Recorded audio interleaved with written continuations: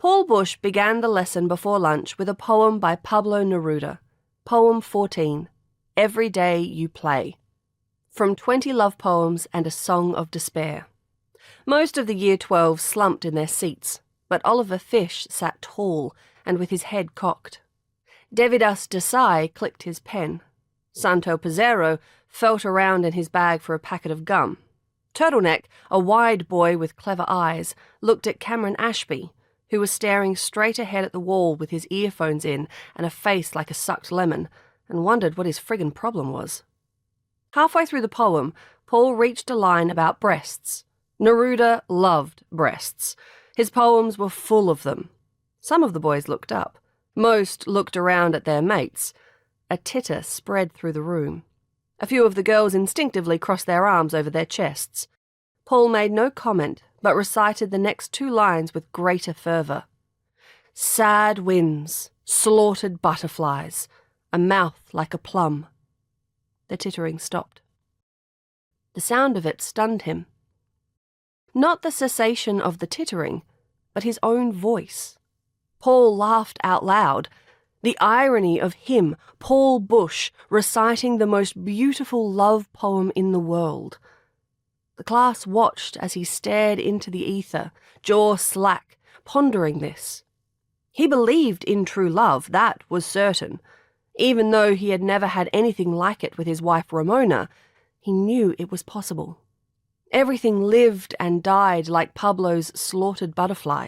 Everything came and went, except true love. True love was eternal, unslaughterable and undead. He continued with the poem.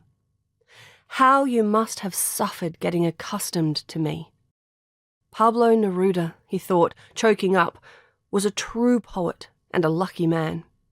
He waited for the swelling in his throat to go down, walked to the back of the room and let the rest of the stanza come like a foaming wave. He felt his eye twitch, his lip quivered. He was 55 years old. Half his life had disappeared. What's up with him? Whispered Dev. He's gonna cry, Santo murmured, chewing his gum in slow slaps. Oliver glanced across the room at Zoe Cornfeld. She sat by herself near the window, slouched in the chair, knees wide. Her hand was up, but her face was unreadable. Paul looked at her. Can I go to the toilet, sir? He waved her away. There was nothing on Zoe's desk. She grabbed her black backpack, slung it over one shoulder and headed out the door. Oliver's eyes followed her. He knew by the way she was walking that she wouldn't be back. I go so far as to think you own the universe, Paul recited. Line 32. The last S of universe, sibilant. The F of far stuck his teeth on his lip for too long. The sounds were deep and colonic now, flapping out of his mouth like bats from a cave. What was the last thing she said to me, he wondered. The woman that I am supposed to cherish above all others. He remembered.